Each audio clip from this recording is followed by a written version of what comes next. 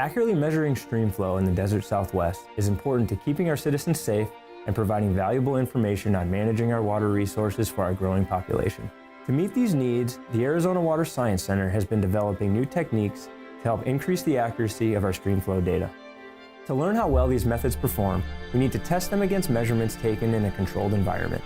To do this, we've initiated a reach scale monitoring experiment at the USDA Southwest Watershed Research Center in Tombstone, Arizona, where we will use supercritical flumes as the control to test our methods.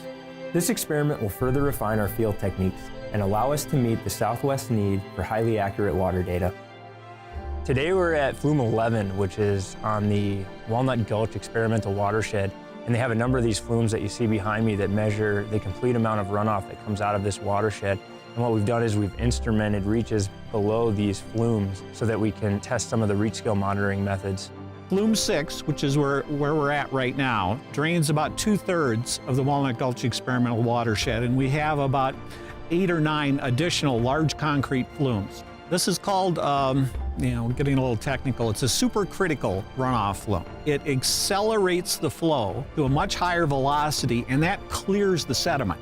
So you don't have a bunch of sediment piling up on this, which will interfere and make your discharge measurements less accurate. This experiment provides us a control. We've surveyed the entire stream channel and deployed all of our sensors in the reach. The sensors will be collecting data, and we can just hope that we have a big monsoon flow this season.